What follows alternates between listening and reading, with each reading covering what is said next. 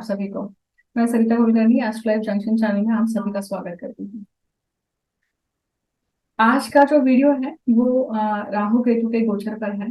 और आज हम विशेष करके राहु के ऊपर बात करने वाले हैं कि राहु जो भी राशि परिवर्तन करेंगे, अभी फिलहाल वो मेष राशि में चल रहे हैं और मेष राशि से वो रेट्रोग्रेड मोशन में चलते हैं, तो इसलिए ये पाइसेस मतलब मीन राशि में प्रवेश करने वाले हैं। और 2023 से लेकर 2025 ये जो टाइम पीरियड है, इस टाइम पीरियड में 18 महीने का टाइम पीरियड रहेगा राहु के गोचर का। और मैं गोचर के डिटेलिंग्स जो डेट्स हैं ये कमेंट सेक्शन में या फिर डिस्क्रिप्शन में जरूर डालूंगी, आप वहां पे चेकआउट कर सकते हैं। जैसा कि मैं पिछले कुछ वीडियो से अनाउंसमेंट करती आई हूँ, तो ये वापस से अनाउंसमेंट आप सभी को एक याद दिलाने हेतु है कि मैंने अपनी पहली पुस्तक का लिखान शुरू किया हुआ है। और वो जो टॉपिक है वो ज्योतिष के एक बहुत महान योग पर मैं रिसर्च करके लिख रही हूँ। जैसा कि मैंने पिछले वीडियो में भी कहा है कि मैं उन सभी अनसुलझे या ऐसे रहस्यों को लेकर आने वाली हूँ या ऐसे एस्पेक्ट्स को लेकर आने वाली हूँ जिन एस्पेक्ट्स पे आपको जनरली किसी किताब में पढ़ने के लिए नहीं मिलता है, जनरली किसी वीडियोस में सुनने के लिए नहीं मिलेगा। और वो ऐसे एस्पेक्ट्स हैं जो आपके प्रैक्टिकल लाइफ के तो हैं ही ऑब्वियसली, परंतु उसी के साथ साथ पर्सनल टू पर्सनल स्पेस के हैं। तो निश्चित ही वो किताब जो है वो ज्योतिष के ऊपर आधारित होकर वो ज्योतिषीय नहीं लगेगी आपको। मेरा पूरा प्रयास है कि उस किताब के माध्यम से आप अपने जीवन में कंस्ट्रक्टिव परिवर्तन कर पाएंगे। आगे बढ़ती हूँ और आज के वीडियो की शुरुआत करती हूँ। आज का जो वीडियो है वो राहु और केतु के गोचर का है।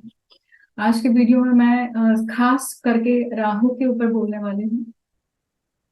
और राहु फिलहाल अभी मंगल की राशि में मतलब मेष राशि में चल रहे हैं। अंतिम राशि है उनके लिए राशि चक्र की, और अब वो नया चक्र शुरू करने वाले हैं मीन राशि से। नॉर्मली सभी राशियों के लिए चक्र कैसे शुरू होता है, मेष राशि से मीन राशि तक, परंतु राहु के लिए चक्र उल्टा शुरू होता है। तो अब वो मेष राशि से निकल कर मीन राशि में आने वाले हैं। गुरु के साथ बैठ के अभी फिलहाल चंडाल योग किए हुए हैं और अब गुरु की ही राशि में जाने वाले हैं। गुरु की राशि मीन राशि जो अंतिम राशि है राशि चक्र की, महाचक्र की। और मीन राशि मतलब एग्जिट कहा जाता है। मीन राशि अर्थात आप सभी के जित आपके आपके पत्रिका में जहां पे भी मीन राशि है वहां पे वो राशि दर्शाती है कि आप संपुष्ट बोलते हैं उसे। संस्कृत में उस शब्द को संपुष्ट कहा जाता है, मतलब किसी भी चीज का संपुष्टि होना, किसी भी चीज का फिनिशिंग अप होना, क्योंकि एग्जिट होना, खत्म होना, और वहां पे उस चीज का विराम लगना। तो ये अलग अलग रूप में अलग अलग एस्पेक्ट में काम करेगा हर एक व्यक्ति की पत्रिका में, क्योंकि लग्न राशि या चंद्र राशि अलग है, कॉम्बिनेशन अलग है। मीन राशि गुरु की राशि है, गुरु की दूसरी राशि है। पहली राशि जो है वो है धन, जो उनकी मूल त्रिकोण राशि है। और अब मूल त्रिकोण राशि नहीं परंतु दूसरी राशि में जहां जो कि एग्जिट की राशि है, जहां पे राहु की शुरुआत होने वाली है भाचक्र के चक्र की। तो इस राशि में जब राहु आने वाले हैं तो बहुत स्ट्रॉन्ग चेंजेस सभी के लिए लेकर आ रहे हैं। आपने ऑलरेडी चेंजेस फील करना शुरू कर दिया होगा। जो लोग मौन होते होंगे वो बोलना शुरू कर दिए होंगे। जो लोग एक जगह पे बहुत समय से टिके हुए होंगे उनके दिमाग में परिवर्तन की चीजें चल रही होंगी। जो लोग घर से काम कर रहे होंगे वो अपना विस्तार करना शुरू कर रहे होंगे कि अब मुझे बाहर ऑफिस सेटअप करना चाहिए या मुझे ऑफिस डालना चाहिए। जो लोग नौकरी में बहुत टाइम से हैं अब सोच रहे होंगे कि अब मुझे अपना काम कुछ करना चाहिए। जो लोग अभी तक की पद्धति को इन शॉर्ट जिस पद्धति को जिस जिस जीवन शैली को जिस स्टैंडर्ड ऑफ लिविंग को आप अभी तक जीते आ रहे हैं उसमें चेंज है, उसमें सडन चेंज है, डायनामिक चेंज आने वाला है। अब देखिए, ये गोचर सबसे ज्यादा किसके लिए इम्पैक्टफुल होता है? जिनकी राहु की दशा चल रही है, अंतर्दशा चल रही है, जिनके बहुत सारे ग्रह, जो 9 ग्रह हैं, 9 ग्रहों में से अगर राहु के नक्षत्रों में से अगर राहु के नक्षत्र में वो ग्रह पड़े हैं, तो मतलब राहु के नक्षत्र कौन से हुए? आद्रा, स्वाति और शतभिषा। तो आद्रा, स्वाति और शतभिषा, इस नक्षत्र में अगर आपके कोई भी 9 ग्रह हैं, तो भी वो ग्रह इम्पैक्टफुल है, अर्थात वो ग्रह आपको अब रिजल्ट देने वाला है, क्योंकि राहु ने वो विंडो ओपन करी है, और जो ग्रह उस नक्षत्र में बैठा है, तो राहु के लिए वो काम करेगा और वो आपको रिजल्ट देगा। मतलब पैटर्न या पैकेजिंग कौन सी रहेगी? उस ग्रह की रहेगी। और किसके लिए कारगर होगा ये? राहु अगर आपका केंद्र में है, त्रिकोण में है, तो भी ये आपके लिए बहुत इम्पैक्टफुल होंगे। अब राहु जब अ, राहु के 3 नक्षत्र हैं, जैसे मैंने कहा कि, और बाकी सभी ग्रहों ग्रह जैसे उन नक्षत्रों में आते हैं, तो वो इम्पैक्टफुल होंगे। अब यहाँ पे मीन राशि में राहु खुद प्रवेश कर रहे हैं, तो वो 3 नक्षत्रों से गुजरने वाले हैं। अब ये मैं गोचर के नक्षत्रों की बात कर रही हूँ, पहले मैंने राहु के नक्षत्रों की बात की थी कि राहु के अपने खुद के नक्षत्र कौन से हैं। यहाँ राहु गोचर करके मीन राशि में आ रहे हैं, और मीन राशि में प्रवेश करने के बाद में सबसे पहला जो नक्षत्र होगा वो होगा रेवती। रेवती नक्षत्र बुध का नक्षत्र है, अंतिम नक्षत्र है नक्षत्र चक्र का। रेवती के बाद में उत्तर भाद्रपदा, और उत्तर भाद्रपदा के बाद में पूर्व भाद्रपदा। पूर्व भाद्रपदा सिर्फ एक ही चरण रहेगा यहाँ पर, क्योंकि प्रत्येक नक्षत्र में 4 चरण होते हैं। अगर रेवती के 4 चरण, उत्तर भाद्रपद के 4 चरण, और पूर्व भाद्रपद पर के सिर्फ एक ही चरण। पूर्व भाद्रपद नक्षत्र जो है वो गुरु का है, उत्तर भाद्रपद नक्षत्र जो है वो शनि का है, और रेवती नक्षत्र जो है वो बुध का है। इसका अर्थ है कि राहु जो है, राहु की डायरेक्ट इंटरेक्शन मीन राशि में किस किस से होने वाली है? तो राहु रेवती नक्षत्र में है, इसलिए बुध के साथ में है। तो कम्युनिकेशन को लेकर, आपके संवाद को लेकर, आपके बुद्धि को लेकर, आपके नर्व्स, न्यूरोलॉजिकल प्रॉब्लम्स को लेकर, आपके पैरों के प्रॉब्लम्स को लेकर यहाँ पे इंटरेक्शन ज्यादा होने वाली है। उसी प्रकार से जब वो शनि के साथ में आते हैं, मतलब शनि के नक्षत्र में आते हैं, उत्तर भाद्रपद नक्षत्र में आते हैं, तो वो शनि और राहु का कॉम्बिनेशन, मैंने पिछले वीडियो में भी बताया था कि ये कॉम्बिनेशन जो है, ये चंडाल योग का या फिर पिशाच योग का बनता है।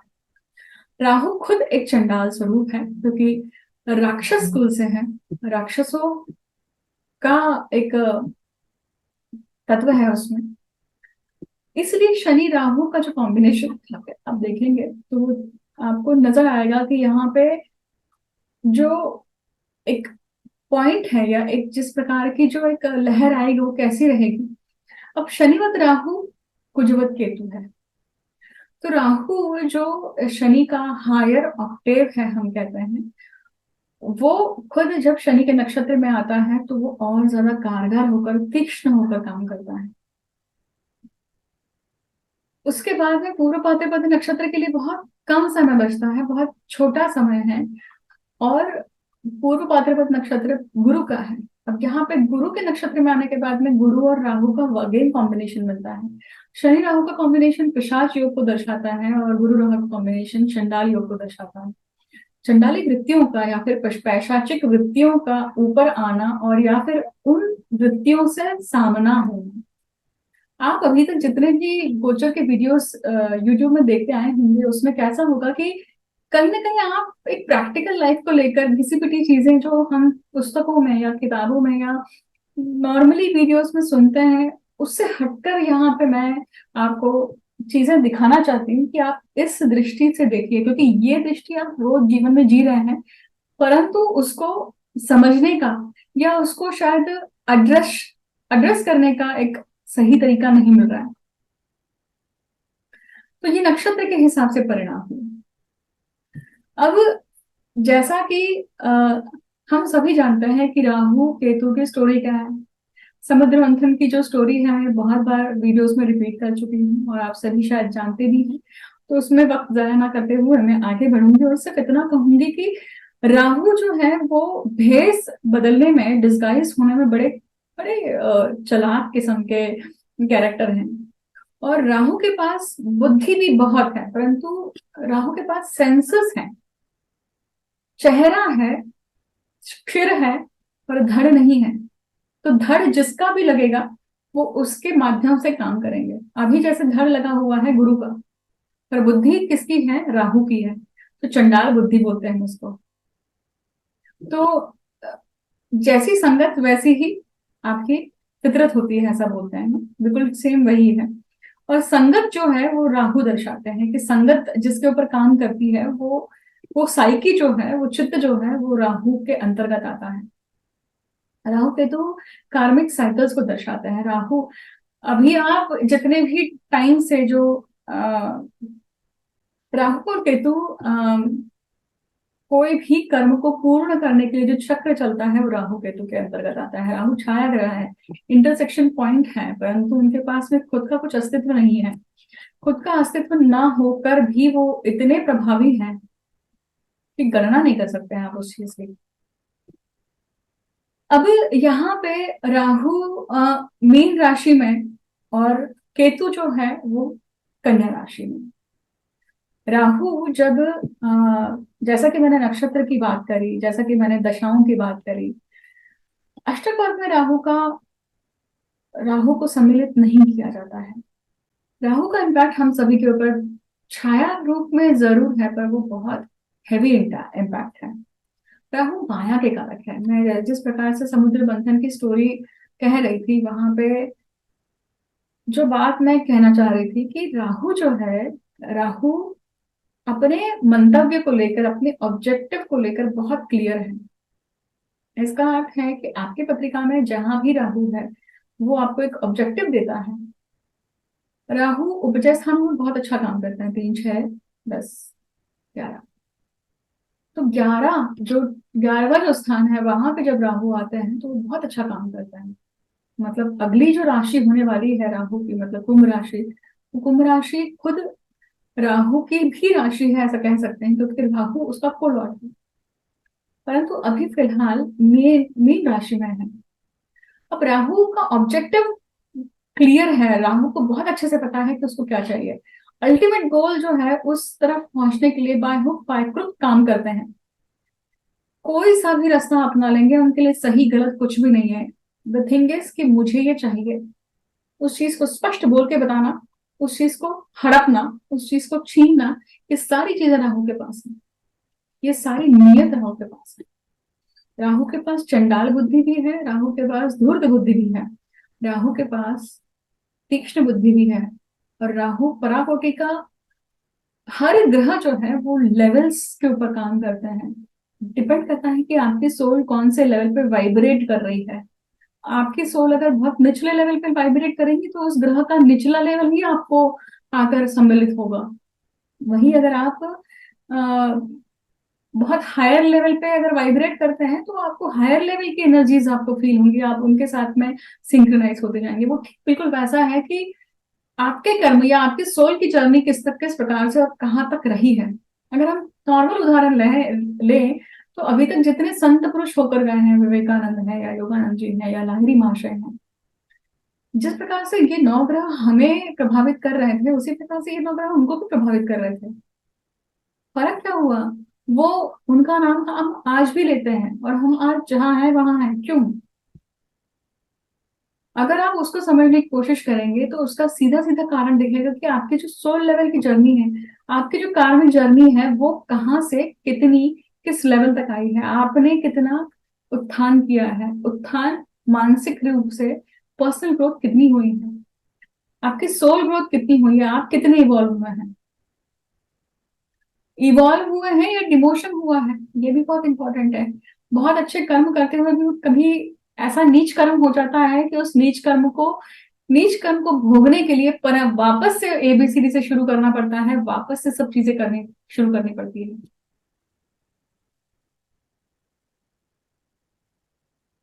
तो राहु, जिस प्रकार से अब आपने समझा कि राहु यहाँ पे आपको स्पष्ट वक्ता बनाने वाले हैं, राहु आपको एक नयापन देने वाले हैं, राहु चेंज लाने वाले हैं, राहु आपके रूटीन में बदलाव लाने वाले हैं, राहु आपको आपके रिलीजियस थॉट्स को लेकर बदलाव देने वाले हैं, राहु आपको जो लोग फॉरेन जाना चाहते हैं उनके लिए फॉरेन का चांस भी देने वाले हैं, जो लोग अपने मातृभूमि से हटकर किसी नए स्ट्रेंज लैंड पे जाना चाहते हैं उसके लिए भी वो चांस देने वाले हैं, वो मौका देते हैं यहाँ पर। क्योंकि मीन राशि खुद किन सब चीजों को दर्शाती है? मीन राशि आपके खुद के स्लीपिंग पैटर्न को, आपके खर्चों को। मीन राशि खड्डा है, देखिए काल पुरुष कुंडली में मीन राशि व्यय भाव में आती है तो व्यय स्थान को दर्शाती है, एक्सपेंडिचर्स को दर्शाती है, हॉस्पिटलाइजेशन को दर्शाती है, या हम ये कहें कि आपके शैया सुख को भी दर्शाती है। तो मीन राशि में राहु का आना ये भी दिखाता है कि आपके जो सेक्सुअल पैटर्न्स हैं वो बड़े डिफरेंट हो सकते हैं। जो अभी तक आपने चीजें तोड़ी नहीं होंगी, जो सीमाएं तोड़ी नहीं होंगी, अब वो सीमाएं तोड़ने के लिए आप तैयार हो गए हैं। हम एक सेट पैटर्न में जीते हैं बहुत बार। उन वो शायद आपका एक नॉर्मल थॉट प्रोसेस हो, वो आपकी फिजिकल बीइंग हो, या आपके खाने का पैटर्न हो। वी डोंट गो इधर उधर, जो सूट हो जाता है सूट हो जाता है। तो उसी प्रकार में जब हम व्यय भाव की बात बात कर रहे हैं तो व्यय भाव आपके सेक्सुअल ओरिएंटेशन को लेकर भी है, आपके शैया सुख को भी है। ओरिएंटेशन आपका थर्ड हाउस से आता है, परंतु शैया सुख को अगर देखना है किसी व्यक्ति का कैसा रहेगा, सेक्सुअल हैप्पीनेस कैसी रहेगी, वो आपके 12th हाउस से देखते हैं। पर वो क्रिया आपके 5th हाउस में होती है कि 5th हाउस से संतति की उत्पत्ति होती है, क्रिएटिविटी आती है।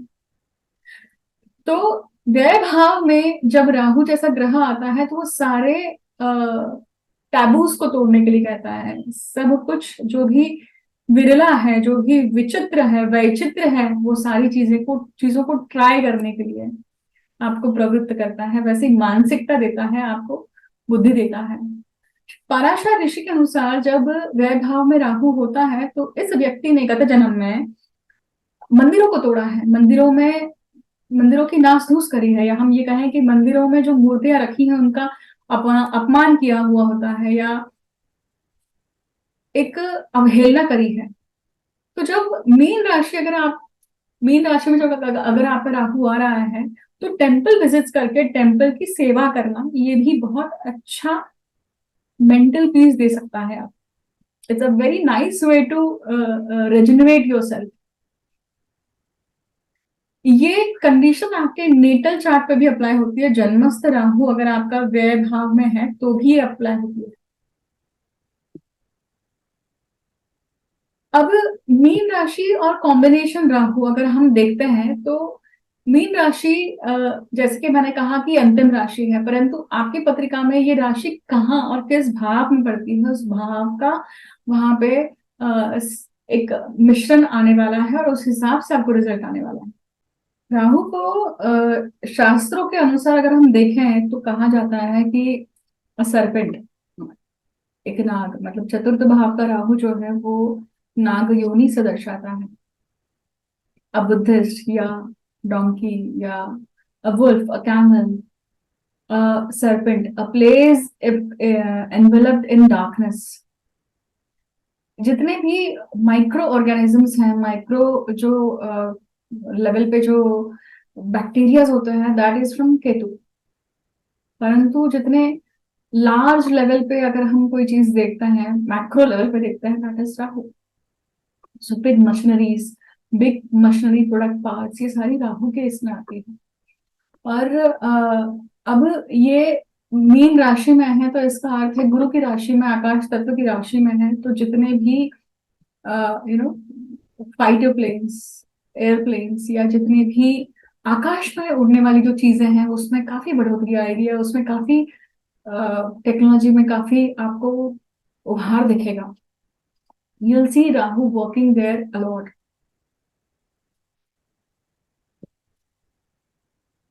अगर हम स्पीशीज में बात करें तो उल्लू जो है, उल्लू को भी, आउल को भी राहु से देखा जाता है। राहु सिर्फ हेड है, अगर आप आउल का हेड देखेंगे तो it has a quality to rotate its head 360 degree. तो ये राहु का एक मटेरियलिस्टिक एस्पेक्ट हुआ। अगर हम राहु के मांत्रिक तांत्रिक एस्पेक्ट्स को समझने की चेष्टा करें या आध्यात्मिक एस्पेक्ट की समझने की चेष्टा करें, तो आप देखेंगे कि राहु जो है, राहु तंत्र मंत्र के कारक है। राहु जो है वो गूढ़ विद्या के कारक है। राहु सभी जितनी भी गारुड़ी विद्या होती है उसके कारक है। और जब ये मीन राशि में प्रवेश करते हैं तो ये त्रिक भाव में है। काल पुरुष कुंडली में ये जो राशि है ये त्रिक भाव में बढ़ती है। और त्रिक भाव जो है वो अलग अलग प्रकार के प्रारब्धों को दिखाता है। पेंडिंग कर्मा जिस प्रकार से प्रारब्ध है षड्रिपों को दिखाता है, उसी प्रकार से अष्टम भाव आपके क्रॉनिक डिसीजेस मृत्यु को दिखाता है, और व्यय भाव आपके एग्जिट को दिखाता है, व्यय भाव आपके खड्डे को दिखाता है कि लॉस है ये। और उन्हीं सब चीजों को भोगने के लिए जीवन में हम वापस से कर्म चक्र में प्रवेश करते हैं, विशेष सर्कल में लूप की तरह घूमते रहते हैं। और जब ऐसी राशियों में राहु प्रवेश करते हैं तो वो आपके कार्मिक सर्कल को पूर्ण करने के लिए कहीं ना कहीं आपको एक बहुत बड़ा मौका देने वाले हैं। अब वो मौका क्या है, अब वो मौका किस प्रकार से है, और आपकी पत्रिका में ये राहु कहाँ पे ट्रांजिट करने वाले हैं, हर लग्न के अनुसार ये कहाँ जाने वाले हैं और किस प्रकार से फलित देने वाले हैं, इसके ऊपर हम अब बात करने जा रहे हैं। तो सबसे पहले हम बात करेंगे मेष लग्न की। अभी तक जितना कुछ मैंने बताया है मेष लग्न के अनुसार, क्योंकि व्यय भाव में मीन राशि पड़ती है और मीन राशि का जो राहु है वो क्या है, खड्डे को दर्शाता है। वही राहु आपको ये 18 महीने चांस देने वाला है कि आप क्या करें, आप उस जगह पे जाएं जो स्ट्रेंज लैंड है आपके लिए, जहाँ पे भाषा का परिवर्तन है, जहाँ पे खान पान बदलने वाला है, जो स्ट्रेंज लैंड है। तो फॉरेन ट्रेवल्स होना या फॉरेनर्स के साथ में बातचीत होना। अब फॉरेनर हमेशा नहीं कि इंडिया से बाहर अगर आप बात करेंगे तो अमेरिकन, यूरोपियन, रशियन या कोई भी एथनिसिटी के लोग ले लें, वो अपने आपके लिए राहु के समान ही काम करेंगे। परंतु एक साउथ इंडिया का व्यक्ति अगर बिहार में जाके या नॉर्थ इंडिया में जाएगा तो उसके लिए वो भी राहु के समान ही है, क्योंकि भाषा बदल जाती है, लोग बदल जाते हैं, कल्चर बदल जाता है, जीने का ढंग बदल जाता है, तो वो भी राहु ही दर्शाता है।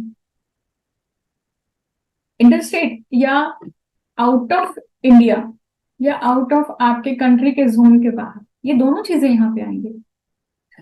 12वें भाव में राहु का होना, उसके पीछे जस्ट क्या होना, शनि होना। अभी अगर आप स्थिति देखेंगे ना तो गुरु के पीछे राहु, राहु के पीछे शनि।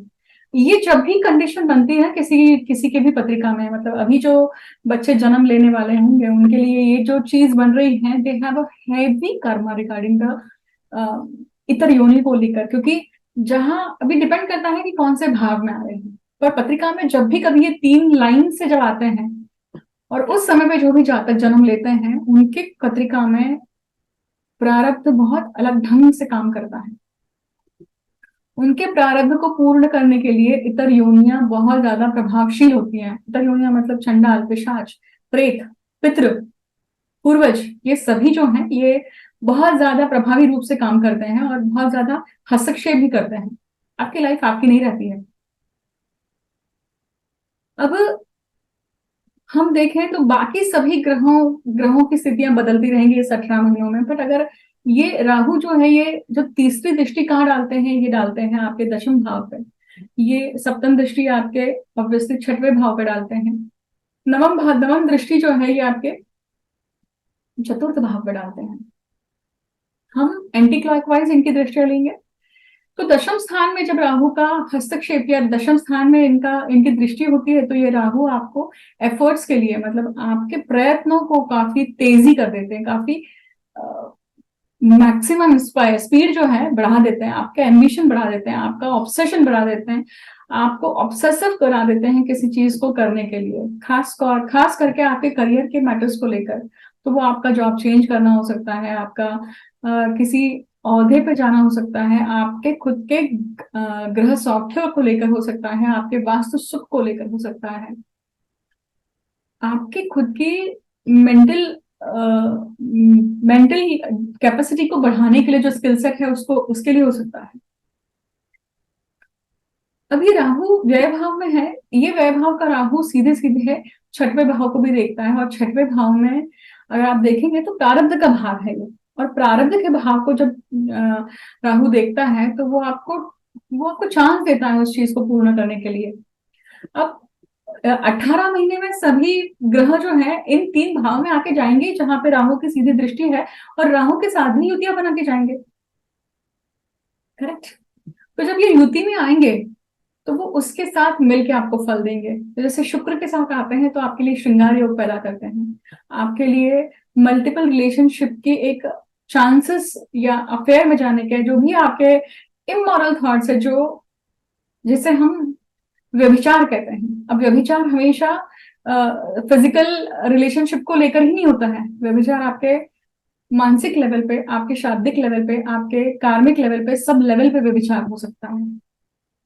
कृति में जब उतरता है तो व्यभिचार हमेशा, जनरली व्यभिचार शब्द को हमेशा ऐहिक सुखों से जुड़ा गया है, बट जो आपका नहीं है और वो पाने की चेष्टा करना वो व्यभिचार है। आपके लीगल रिलेशनशिप को न बता के वो चीज करना वो व्यभिचार ही है। खर्चे बढ़ाएगा, यहाँ पे व्यय भाव में जो राहु है खर्चा बढ़ाएगा। आपका हॉलीडे प्लान होना, बाहर घूमने जाना, ये सारी चीजों के ऊपर आपका ध्यान जाएगा। आप कोशिश करेंगे कि रिलैक्सेशन के लिए भी आपको मिले। विपरीत स्थिति भी हो सकती है। अब यहाँ पे ये स्थिति डिपेंड करती है कि आपका जो जन्मस्थ राहु है वो किस प्रकार से है, वो कैसे काम कर रहा है, वो कौन से भाव में है, वो संबंध क्या बनाता है इस राहु के साथ में, बाकी ग्रह राहु के साथ में किस तरह से संबंध बनाते हैं, उसके साथ साथ आपकी दशाएं कौन से चल रही हैं, अंतर्दशा किसकी चल रही है। अगर राहु की आती है तो यह आपके लिए और ज्यादा प्रभावकारी होता है। इस समय में अपने पूर्वजों में अगर हम पीढ़ी की बात करें तो दादा दादी, नाना नानी, इनके हेल्थ को लेकर कहीं ना कहीं दिक्कतें हो सकती हैं, प्रॉब्लम्स हो सकते हैं, या इनके जाने का भी समय हो सकता है। आप अपने अनुभव वीडियो के कमेंट सेक्शन में जरूर शेयर कर सकते हैं। वृषभ राशि की बात अगर करें हम, तो ये जो राहु है, ये राहु उनके लाभ भाव में जाता है। देखिए, अब लाभ भाव में मैंने कहा था शुरू में कि जब राहु जो है लाभ भाव में आते हैं तो कैसा होता है, ये उपजय भाव में है, और लाभ भाव के जो राहु है वो बहुत अच्छा काम करता है, हमेशा फायदा देने की कोशिश करते हैं, लाभ देने की कोशिश करते हैं। बट यहाँ पे वही राहु जो है वो जैसे माया के कारक है, इल्यूजन के कारक है, ऑब्सेशन के कारक है, गलत संगत के कारक है। यहाँ पे वो उन सभी संगत को, उन सभी चीजों को, उन सभी नेगेटिव एस्पेक्ट्स को आपके सामने हाईलाइट करके दे देते हैं। अगर हम पर्टिकुलर किसी लग्न की बात करें, जैसे कर्क लग्न हुआ या चर लग्न हुआ, तो वहां पे बाधकेश हो जाते हैं। बट अगर हम यहाँ पे वृषभ राशि की बात कर रहे हैं तो वृषभ राशि के लिए यहाँ पे वो लाभ भाव का जो राहु है क्या करेगा, लाभ देगा, बट शर्तों पर देगा। अब यहाँ पे वो राहु जो है ये आपके भाग्य भाव को देखता है, पंचम भाव को देखता है, और आपके पराक्रम भाव को देखता है। लाभ भाव में बैठा हुआ राहु जो है वो क्या करता है यहाँ पर, पंचम भाव आपके बुद्धि का भाव है, संतति का भाव है, आपके पूर्व पुण्यों का भाव है। किसी भी व्यक्ति के पत्रिका में जब बुद्धि के भाव पर शनि, गुरु, राहु इनकी दृष्टि आती है तो आपकी माइंड, आपका थॉट प्रोसेस, आपके बुद्धि का चलना जो है ना, माइंड डिजाइनिंग या स्ट्रेटेजिक प्लानिंग जो होता है वो बदल जाती है। अब राहु जैसा ग्रह देख रहा है, तो राहु जैसा ग्रह जब देखता है पंचम भाव को, बुद्धि के भाव को, तो वो अपना फायदा देखने के लिए बोलता है।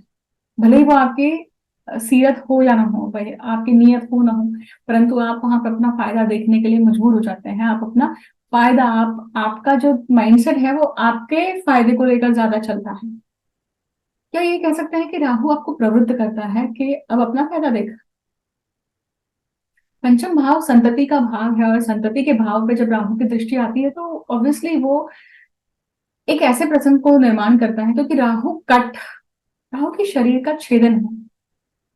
जब राहु का शरीर का छेदन हो चुका है तो राहु अबॉर्शन जैसी चीजों को, मिसकैरेज जैसी चीजों को दर्शाता है। राहु उन चीजों को दर्शाता है जिसके निर्णय के, या जिन निर्णय को आपने लिया है उसके रिस्पॉन्सिबल आप हैं। आपने जानबूझ के वो चीज करी है, या हम ये कहें कि आपके भान में रहकर आपने वो चीज करी है। मैं बहुत बार पत्रिका देखते समय जो जो लोग आते हैं और विवाह के लिए पूछते हैं, बहुत डिले हो चुकी है मैरिजेस, और उस केस में मैं बोलती हूँ कि विवाह के चांसेस तो हैं आपके डेफिनेटली, परंतु विवाह होते ही साथ आपको चांस आएगा कि आप कंसीव करें, और अगर आप कंसीव कर लेते हैं तो बहुत अच्छा है, सब चीजें अच्छी जाएंगी। परंतु उस केस में अगर आप कंसीव नहीं करते हैं और डिसीजन लेते हैं कि मुझे अभी नहीं करना है, I don't want to go for it, और मान लीजिए फूले वटके चीजें रह जाती हैं, कंसेप्शन हो जाता है और आप उस चीज को हटा देते हैं, फिर आप तरसेंगे उस चीज के लिए। ये वो कंडीशन है। इसलिए जब नियति, प्रकृति आपको उस चीज को मौका देती है, झोली में डालती है, तब बटोरना सीखिए। वही उस राहु का जो नवम दृष्टि है वो आपके पराक्रम भाव पे है। पराक्रम भाव मतलब आपका खुद का पराक्रम, आपके खुद के एफर्ट्स पर। पराक्रम भाव आपके छोटे प्रवासों को लेकर दिखाता है। अब राहु का यहाँ पे वृषभ राशि के लिए दोनों ट्रैवलिंग के स्थान पे दृष्टि है, तीसरे भी और नवम भी। तो इस केस में आपके छोटे छोटे प्रवास होना या अचानक प्रवास होना, इसकी बहुत बहुत पॉसिबिलिटीज बनती है। मिथुन लग्न की अगर बात करें तो ये जो राहु है ये उनके दशम भाव में स्थित होंगे, राइट। 18 महीनों के लिए आपके दशम भाव में ये राहु जो है ये आपको प्रवृत्त करेंगे कि आप करियर में जो चेंजेस 18 साल पहले आपने इमेजिन किए थे, 18 साल पहले आपके साइकी में थे, कि मुझे इस तरह से करियर करना है, या मुझे इस तरह से एक्सपैंड करना है, इस तरह से मुझे अपने करियर में ऊंचा जाना है, या जो भी चीजें उस टाइम के आपके शायद अंदर में उतनी मेच्योरिटी नहीं थी, परंतु आज शायद वो आपकी मेच्योरिटी है, और उसको अचीव करने की अब आपको ताकत फील होती है, इतना कॉन्फिडेंस फील होता है। तो ये जो राहु दशम भाव का जो राहु है ये वो आपको आपका जो भूख है, आपकी जो एम्बिशियसनेस है ये बढ़ाएगा, आपका ऑब्सेशन बढ़ाएगा। आप अपने करियर को लेकर, आप अपने कर्म को लेकर उतना ऑब्सेस हो, ये 1.5 साल कहीं ना कहीं आपको चांस भी मिलेगा कि जो आपके पर्सनल लाइफ के कुछ ऐसे अटके हुए इश्यूज हैं जिनको आपने हर तरीके से सॉल्व करके देख लिया, बट अब कहीं से भी कुछ रिजल्ट नहीं आ रहा है, इसलिए आप तंत्र मंत्र के मार्ग में जाएंगे, और फिर आप कुछ पूजाएं करवाना या श्राद्ध करवाना, पूर्वजों को शांति देना, या काल सर्प, जो भी आपके पत्रिका में जिस भी प्रकार के दोष हैं, ये आपको कहीं ना कहीं चांस देगा। ये तो आपके इंडिविजुअल पत्रिका को देखने के बाद ही पता चलेगा कि आपका प्रारब्ध क्या है, उस प्रारब्ध को कंप्लीट करने के लिए आपको क्या कार्य करना है, क्या कर्म करने हैं, कौन सी विधियां करनी है, कौन से दोष निवारण करने चाहिए, जिसके कारण जो लाइफ में झंडता है वो क्यों है। दशम भाव का राहु ना एक समय तक आपको एक इल्यूजन में रखता है कहीं ना कहीं, एक जिसके भी नेटल चार्ट में अगर दशम भाव का राहु है, लगन भाव का राहु है, तो वो कितना भी कुछ हो जाए, झूठ बोलना, मैनिपुलेट करना, जो सच नहीं है उस चीज को धारण करके जीवन में जीना, लाइफ झंडवा फिर भी घमंडवा, इस तरह की एक जो थॉट प्रोसेस होती है ये रहती है उनके जीवन में। उनको पता होता है अंदर से कि ये अपन गलत कर रहे हैं, ये ठीक नहीं है, but they are not able to control it, they are not able to mould it, they are not able to change it. ये राहु जब गोचर का ऐसा आता है तो वो आपको चांस देता है, it gives you chance to make a change. अगर आप चेंज करेंगे, life will be change. If you don't change, life will change you, and you have to accept it, you have to go with the flow. ये दशम भाव का राहु आपके तीसरे दृष्टि अष्टम भाव के पे डालता है, जो आपकी गुड़ विद्या का भाव है। गुड़ विद्या, तंत्र मंत्र और क्रॉनिक डिसीज या पैतृक संपत्ति का भाव है वो, और वहां पर जब दृष्टि आती है तो जैसे कि मैंने कहा कि ये 1.5 साल आप कहीं ना कहीं आयते प्रॉपर्टी को लेकर, या आप अपने करियर को लेकर, लक्ष्मी को लेकर, लक्ष्मी प्राप्ति को लेकर कहीं ना कहीं तंत्र करने जाएंगे। किसी से ऐसा कार्य, कोई विधि करवाएंगे, इसकी पॉसिबिलिटी बनती है। अभी तक जो आपको लगता था कि जिसके कारण आपने देखा कि ये काम नहीं कर रहा है, किसी भी तरीके से देख लिया आपने, वर्क नहीं कर रहा है, इस तरीके से वर्क हो सकता है, इसका लीप ऑफ फेथ फेथ जो है वो अब आप लेंगे आज, अब वो तैयार होंगे आप उस चीज के लिए। सीधे दृष्टि आपके दशम भाव से चतुर्थ भाव बढ़ा जाती है। चतुर्थ भाव आपके वास्तु सुखों का है, आपके वास्तु सौख्य का है, आपकी माता का है, आपके सभी तरह की खुशियों का है। चतुर्थ भाव का राहु या राहु की दृष्टि भ्रम में जीने के लिए बाध्य करती है बहुत बार।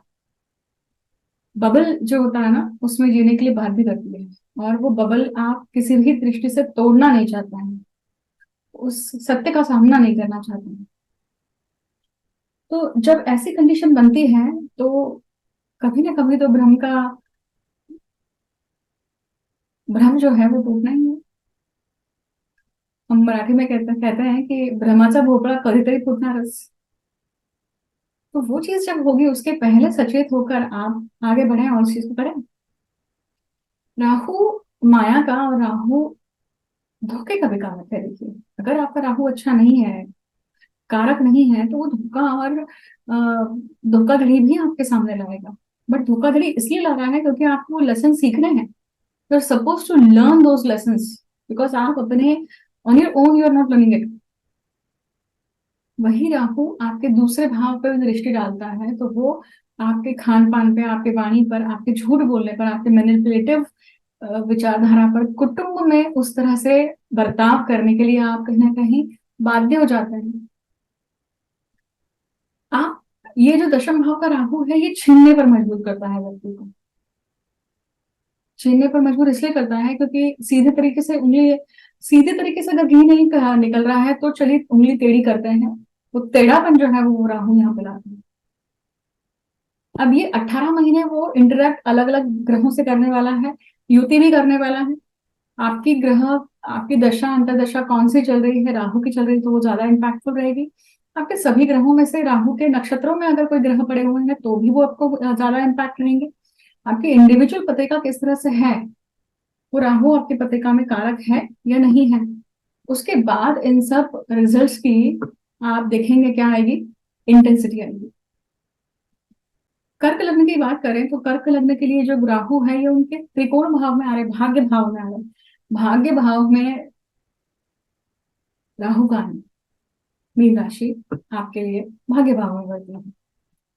भाग्य भाव में राहु का आना क्या दर्शाता है कि ये व्यक्ति जो है, अगर आपका राहु कारक है तो, पर अगर बाधक है, क्योंकि कर्क लग्न के लिए राहु अगर मान लीजिए उपज भाव में बैठ जाए तो वो, या 11वें भाव में बैठ जाए तो वो बाधक होगा, मारक नहीं।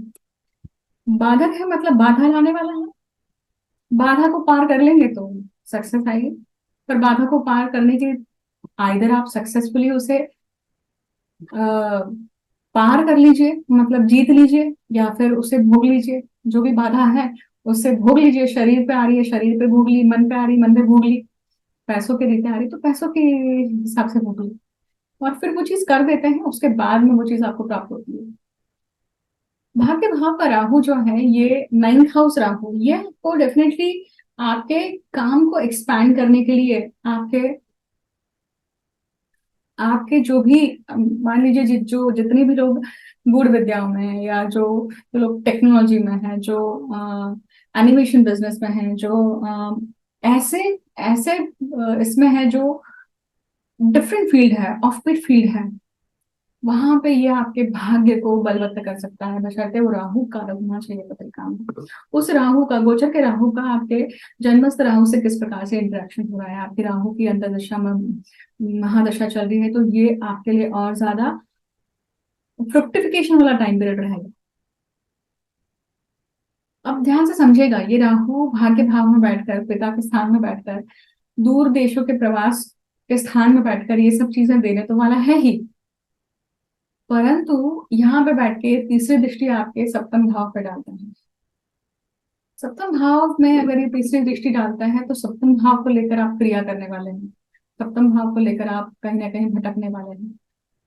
पार्टनर को लेकर आप भटकने वाले हैं। पार्टनर को लेकर कहीं ना कहीं आपकी जो विचारधारा है, वो विचारधारा आपको बाध्य कर सकती है कि आप अपने लीक से हटकर, आप अपने मोरल ग्राउंड से हटकर चलें। वो एनर्जी जब आप कहीं और लगा देते हैं, चैनलाइज कर देते हैं, तो वो इंटेंसिटी नहीं रहेगी। बातों तक, मैसेजेस तक ठीक है, बट कृति में अगर कोई चीज उतर जाए तो दाग या वो चीज हमेशा आपके साथ चलती है, रहती है। It stays with you till the time you are on the earth. वही आपकी सातवीं दृष्टि आपके कहाँ पड़ रही है? पराक्रम भाव पे पड़ रही है, जहाँ पे केतु है। तो ये वाई क्वेश्चंस अब सब आएंगे आपके साथ में, आपके दिमाग में हर वो क्वेश्चन आएगा कि मैं ये चीज क्यों करूं, why do I do that, किस चीज के लिए मुझे करना है, आखिर मेरा ऑब्जेक्टिव क्या है। इन शॉर्ट, छटनी करनी है चीजों की। छटनी क्यों करनी है? क्योंकि कुछ भी दिमाग में जो है वो झाड़ू लगानी है, अननेसेसरी का कचरा नहीं रखना है। वो चीज कहाँ हो सकती है? मान लीजिए अब ये चीज घर में भी चलेगी, आपके आपके आपके ऑफिस में भी चलेगी, आपके खुद के दिमाग में भी चलेगी। those people you don't require, you will just discard them, those goods, those क्या बोलते हैं, कपड़े, आपके सामान, वस्तु, कोई भी चीज है जो आप नहीं यूज कर रहे हैं ना। मान लीजिए आप फिट नहीं बैठ रहे हैं उन कपड़ों में, मान लीजिए आपको वो पसंद नहीं आ रही चीजें, आप just discard them, just just give away. तो ये सारी चीजें भी आप करेंगे, एंड यकीन मानिए ये करने के बाद में आपको बहुत अच्छी शांति मिलेगी, बहुत फोकस आएगा और क्लैरिटी आएगी। अनवांटेड एनर्जीज को, जो स्टैकिंग एनर्जीज, उसको रिलीज करना। वही जो राहु है वो आपके लगन को भी दृष्टि दे रहा है, इसलिए लगन को दृष्टि दे रहा है मतलब आपके इंटेलिजेंस को दे रहा है। एलर्जीज से बचना है, ऑल रोमैटिज्म जो होता है, या जो संधिवात की जो प्रॉब्लम्स होती है, या जो भी हवाओं के कारण जो आपको दोष आते हैं, वो इस समय बढ़ सकते हैं। तो be careful about it. Ultimately Rahu आपके पत्रिका में कारक है, अकारक है, किस प्रकार से है, उसके ऊपर डिपेंड करता है कि वो राहु आपको कैसे, किस प्रकार से रिजल्ट देने वाला है। यही राहु जो है, ये राहु अगर आपके दशा अंतरदशा का, या मान लीजिए चंद्र का लॉर्ड है, या लग्न का लॉर्ड, लग्न का भी लग्न में बैठा हुआ है, या फिर मान लीजिए सूर्य के साथ, चंद्र के साथ में है, तो वो पितृदोष निर्माण करता है। तो ये वो टाइम पीरियड है जब वो आप उसके ऊपर, उन दोषों के ऊपर काम करेंगे, करना चाहिए आपको। क्योंकि अगर आप इसके ऊपर काम करते हैं तो क्या होगा, ये आपको कहीं ना कहीं मुक्त करेगा और आगे बढ़ने की, मतलब आप you will go one step ahead in your life. जो आप स्टकनेस फील कर रहे हैं, वो स्टकनेस निकलेगी। सिंह लग्न की बात करें तो सिंह लग्न के लिए राहु जो है वो आ रहे हैं उनके अष्टम भाव में। अष्टम भाव में जब भी राहु का गोचर आता है, तो अष्टम भाव क्या है? देखिए, अष्टम भाव मृत्यु का है, क्रॉनिक डिसीजेस का है, आपके पैतृक संपत्ति का है, और तंत्र मंत्र का है, एंशियंट विद्याओं का है। और राहु जैसा ग्रह जब वहां पे आता है, राहु, मैंने शुरुआत में कहा कि राहु तंत्र मंत्र का कारक है, राहु गूढ़ विद्याओं का कारक है, गारुड़ी विद्याओं का कारक है। राहु प्रारब्ध को पूर्ण करने के लिए जब भी वृक भावों में आता है, तो आपको चांस देता है कि आप उसके लिए पेनेंस करें, आप वो दोष निवारण करें। अगर आपकी पत्रिकाओं में जो भी, जिस भी प्रकार के दोष हैं, उनको लेकर आप अगर निवारण करते हैं तो आप इस जीवन में तर सकते हैं। अगर आप नहीं करते हैं तो वही चक्र दूसरे लाइफ टाइम में वापस पूरा करना पड़ेगा। जब तक आपको वो सीख नहीं मिल जाती है, जब तक आपको वो चेतना नहीं मिल जाती कि मुझे ये कार्य करना ही पड़ेगा, मेरे पास कोई ऑप्शन नहीं है, जब तक आपको वो माइंडसेट नहीं आता है, तब तक आपको जन्म पर जन्म लेने पड़ते हैं। अष्टम भाव का राहु क्या करता है? मीन राशि का राहु, अष्टम भाव का राहु उन सभी लोगों के लिए जो साधना जगत में है, जो साधनाओं में है, उनके लिए ये बहुत इंपॉर्टेंट टाइम पीरियड हो सकता है। क्योंकि राहु सिद्धि की प्राप्ति करना है, या राहु तंत्र मंत्र में या आध्यात्मिक जगत में कुंडलनी साधना में कुंडलनी को दर्शाते हैं। कुंडलनी जो शक्ति है वो सुप्त रूप में हमारे शरीर में वास करती है, और जब हम साधना करते हैं तो साधना के माध्यम से हम उस सुप्तता को हम दूर करते हैं और चेतन करते जाते हैं। अब यहाँ पे अष्टम भाव का राहु उस प्रकार की साधनाओं के लिए आपको प्रवृत्त करता है। दश महाविद्याओं में राहु और केतु जो हैं वो छिन्नमस्ता को दर्शाते हैं, और छिन्नमस्ता की साधना करने की इच्छा होना, ये डिटेल टू डिटेल्ड शायद बात है जो आप सिंह लग्न के जो जातक या जो भी साधना जगत से बिलोंग करते होंगे, साधक गण होंगे, उनके लिए ये समय है कि जब आप छिन्न अवस्था की साधना करते हैं तो आप उन डिजायर्स को, उन खास करके उन आवेशों को कंट्रोल कर सकते हैं जिन आवेशों के कारण आप बहुत सारे लाइफ टाइम से दिक्कत में रहे हैं, जिसको भोग रहे हैं, जो आपकी वीकनेस है। मटेरियलिस्टिकली अगर देखें तो राहु आपके तीसरी दृष्टि जो है वो प्रारब्ध के भाव को डालता है। प्रारब्ध मतलब छठवें भाव पे डालता है। छठवें भाव पे इसकी दृष्टि होना ये दर्शाता है कि आप कहीं ना कहीं क्या है यहाँ पर जितने भी आपके षड ऋतु हैं उन उसमें से कोई ना कोई ऐसा एक षड ऋतु है जो आपको हमेशा दिक्कत देता है, जिसके कारण आप हमेशा प्रॉब्लम में आते हैं। उसके ऊपर अभी काम कर लो, परंतु ये राहु उन षड ऋतुओं की इंटेंसिटी को बढ़ाने वाला है। क्योंकि राहु क्या है, राहु हव्यास मतलब हम बोलते हैं कि डिजायर्स को बढ़ाने वाला फैक्टर है, ऑब्सेशन है। तो उस ऑब्सेशन को और बढ़ाने की ही प्रक्रिया करेगा। पर वो राहु अगर आपके पत्रिका में कारक है, उसको आपने सही ढंग से चैनलाइज किया है तो आपको उत्थान की तरफ भी लेके जा सकता है। यही राहु आपके दूसरे दूसरे भाव पर भी दृष्टि डालता है, सातवीं दृष्टि जो है मतलब वाणी के, कुटुंब के और आपके धन के भाव में है। खड्डा देना, अचानक से कुछ ना कुछ खर्चा देना, अचानक से कुछ ना कुछ नुकसान होना, अचानक से किसी ने घर पे शादी करके ले आना, आप खुद किसी को अचानक से लेकर आ गए, अचानक से आपने न्यूज सुना दी घर पे कि we are divorcing, we are getting separate. अचानक से जो चीजें होती हैं, क्योंकि अष्टम भाव खुद ही अचानक चीजों का है, और वापस से वहां पे कारक ग्रह अचानक वाला वो अगर आ जाए तो वो और ज्यादा सडननेस देने वाला है। ऊपर से आपकी दशा अंतरदशा राहु की है तो ये और ज्यादा प्रभावी होगा। राहु आपके पत्रिका में कारक है अकारक है उसके ऊपर भी डिपेंड करता है कि अच्छे बुरे फल कैसे हैं। राहु किसके साथ में बैठा हुआ है, संलग्न किसके साथ में है, उसके ऊपर भी बहुत डिपेंड करता है कि आपको फल की प्राप्ति किस प्रकार से होगी। कन्या लग्न की बात करें तो कन्या लग्न के लिए ये जो गोचर है कहाँ हो रहा है, उनके सप्तम भाव में। सप्तम भाव आपके स्पाउस का है, आपके पार्टनर का है, आपके बिजनेस पार्टनर का है, आप पति पत्नी का है। सप्तम भाव में अगर आपके ऑलरेडी ग्रह है और वहां वहां पे अगर राहु अगर आ रहा है तो वो आपको भटकाने के लिए आ रहा है। सबसे पहली बात, किसी न किसी रूप से भटकाव आएगा जीवन में।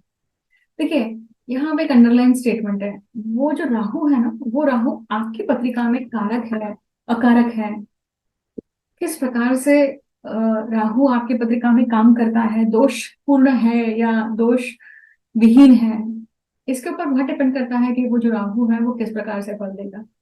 आपकी आपकी दशा अंतर्दशा कौन सी चल रही है, उन दशाओं उन ग्रहों की दशा चल रही है जिन जो ग्रह आपके राहु केतु के नक्षत्र में बैठे हैं, तो भी ये आपको कारगर रहेगी, तो भी आपको प्रॉब्लम देने वाली है। सप्तम भाव का राहु व्यक्ति को भटकाता है। अब मान लीजिए वहां पे राहु जैसे राहु ग्रह जब मंगल शुक्र सूर्य इन सबके साथ में संलग्न हो जाता है तो वो आपको व्यभिचार देता है, भटकाने के सारी पॉसिबल चांसेस देता है, रीजनिंग देता है। भटकने के लिए क्या चाहिए रहता है, देखिए मेन मोटिवेशन क्या होता है, मोह, इच्छा क्षुधा शांत न होना, ईगो के कारण किसी और के पास जाना, ईगो सेटिस्फाई नहीं हो रहा है या कोई और ईगो सेटिस्फाई करता है। बहुत ध्यान देकर समझिए, सोचिएगा इस बात पे कि कोई क्रिया होती है तो क्यों होती है, क्या कारण होता है उसके पीछे। सप्तम भाव का राहु बिजनेस के पॉइंट ऑफ व्यू से आपको कहीं ना कहीं बहुत सारे चांस देता है कि आप बाहर ऐसे लोगों से जुड़े जुड़े जो लोग आपके जीवन में आपके कौम से नहीं है, आपके रिलीजन से नहीं है, आपके स्ट्रेंज लैंड से हैं, या ये कह सकते हैं कि जो फॉरेन से हैं। आपको फॉरेन में जाने का चांस आता है यहाँ पर। मैंने पहले भी इस वीडियो की शुरुआत में कहा था कि फॉरेन में जाने का चांस, इसका अर्थ ये है कि कहीं ना कहीं वो उस एथनिसिटी को दर्शाता है, उस क्या बोलते हैं उसे, उन लोगों को दर्शाता है जो आपके रिलीजन या जो आपके कल्चर से एग्जैक्टली विरुद्ध है। सप्तम भाव का राहु, राहु विडो को दर्शाता है। विडो के साथ में संबंध आना, अचानक से आप ऐसे किसी व्यक्ति के साथ में जुड़ जाते हैं जो व्यक्ति विडोहुड से गुजरी है। आपको ऐसा कोई व्यक्ति कहा जाता है जो जो विडो विडो विडोहुड विडोहुड है उसमें। तो जब ऐसा ऐसी सिचुएशन आती है तो क्या होगा, इसमें भी कहीं ना कहीं आपके लिए क्या होता है कि ये आपका पास्ट लाइफ का कर्मा हो सकता है। पर हाँ, वो कंडीशन, कोई भी घटना या कोई भी ऐसी व्यक्ति का आना, कोई भी इस तरह का वाक्य होना, ये आइदर आपको लेसन देने के लिए या फिर लेसन आपका चुकता होने के लिए है। क्योंकि राहु जो है वो कोई भी जो चीजें आपके जो जीवन में घटाते हैं, मतलब घटित करते हैं, उसके पीछे कुछ भी ऐसे ही भावना नहीं होती है, just like that it happened, ऐसा नहीं होता है। Either you are supposed to pay off the karma or you are supposed to get, because in some other lifetime you have already got it from there. It's just you are getting it back or paying it back. हिसाब चुकता होगा। तो अब यही राहु आपको दृष्टि से पंचम भाव पे देख रहा है, तो एक्सीडेंटल प्रेगनेंसीज होना या एक्सीडेंटल प्रेगनेंसीज के साथ में अबॉर्शन के लिए जाना, या संतति को लेकर कहीं ना कहीं प्रॉब्लम्स में रहना, या उनको लेकर कहीं ना कहीं सडन दिक्कतें आ जाना, ये भी दर्शाता है। लगन भाव पे देखता है तो ये केतु, मैंने कहा केतु के ऊपर मैं अलग से बात करने वाली हूँ, बट यहाँ पे राहु का फोकस है। और राहु जब जब किसी भी ग्रह के साथ में युति बनाएगा या देखेगा तो वो आपको उस तरह की छटा देने वाला है। राहु के साथ में जब वो, फॉर एग्जाम्पल राहु अगर मान लीजिए शुक्र के साथ में है तो वो श्रृंगार योग बना रहा है। तो श्रृंगार योग बना रहा है मतलब आपको लैविशिंग रहना, लैविशिंग रखना खुद को, या उस लाइफस्टाइल को अचीव करने की इच्छा देना, या मल्टीपल रिलेशनशिप में जाना। राहु और शुक्र डेफिनेटली एक्सट्रीम लेवल की सेक्सुअल डिजायर्स देते हैं। उसी के साथ साथ राहु अगर मंगल के साथ में मान लीजिए तो वो कहीं ना कहीं आपको क्या देने वाला है, अंगार देने वाला है, गुस्सा देने वाला है। उस गुस्से का रूप 10 गुना ज्यादा होगा। सूर्य के साथ में है तो वो आपको ईगो बढ़ाएगा, आपके पत्रिका में पितृदोष फॉर्म करेगा, पितरों का आशीर्वाद नहीं रहेगा। चंद्र के साथ में है तो कहीं ना कहीं इल्यूजन है। इस तरह का जब भी आपकी पत्रिका यूनिक है, देखिए आपकी पत्रिका में ग्रह किस प्रकार से बैठे हैं और वो किस प्रकार से इंटरेक्ट करने वाले हैं और वो किस प्रकार से आपको फल देने वाले हैं, वो डिपेंड करता है कि सारी अलाइनमेंट कैसी है। So it's better to get it check for that purpose. तुला लग्न की बात करें तो तुला लग्न के लिए यही जो राहु है वो छठवें भाव में आते हैं। छठवां भाव राहु के लिए बहुत अच्छा है। मैंने क्या कहा कि 3, 6, 10, 11 उपचय भावों में जब भी राहु आते हैं तो it always gives you growth chances, it gives you higher hunger to achieve your goals. छठवां भाव उपचय भाव है, ग्रोथ हाउस है। छठवां भाव त्रिक हाउस है। तो त्रिक भाव में जब राहु आते हैं तो तभी शत्रुओं पर विजय देते हैं, परंतु वो राहु आपकी पत्रिका में कारक है, अकारक है, दोष रहित है, दोष पूर्ण है। राहु की दशा अंतरदशा चल रही है क्या, या फिर जिसकी दशा दशा अंतरदशा चल रही है वो ग्रह किस नक्षत्रों में है, राहु के नक्षत्रों में है क्या, तो डेफिनेटली आपको इन सब चीजों की इंटेंसिटी बढ़ेगी। आपको ज्यादा फील होगा कि आप हिसाब चुकता कर रहे हैं, या आप कहीं ना कहीं और ज्यादा स्ट्रेस्ड आउट है। राहु ऑब्सेशन का कारक है। राहु आपका कंपल्सिव डिसऑर्डर भी कह सकते हैं उस चीज को लेकर। तो राहु जब छठवें भाव में आता है तो वो क्या करता है, it definitely gives you the kind of tendency कि जहां पे आप बहुत कभी कभी बढ़ा चढ़ा के बात करते हैं, काइंड ऑफ टेंडेंसी कि आप हमेशा एक इल्यूशन क्रिएट करके रखते हैं हमने अपना, मतलब बोस्टिंग करना, जो नहीं है वो बताना, जो नहीं है वो बोलना, मैनिपुलेट करना।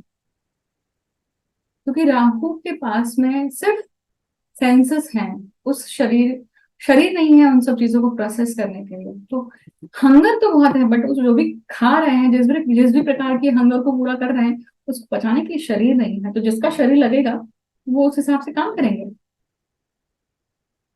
वही राहु की दृष्टि आप देखेंगे कि कहाँ जाती है, आपके 12वें भाव पे है, आपके चतुर्थ भाव पे है, आपके दशम भाव पे है। चतुर्थ भाव का जो राहु होता है, पराशर ऋषि कहते हैं कि ये सर्प योनि से है। तो ये विष सर्प को अगर हम कहें तो सर्प योनि से जब कोई बिलोंग करता है और जब वो वापस जन्म लेता है, तो there are reasons, there are very solid reasons कि उनका राहु यहाँ पर है। तो इस प्रकार की जब सिचुएशन होती है, तो ये सिचुएशन कहीं ना कहीं आपको क्या करती है, लाइफ में हमें चांस देती है, लाइफ में ऐसे प्रसंग बनाती है कि कहीं ना कहीं विषयुक्त सर्प कैसे होता है अपने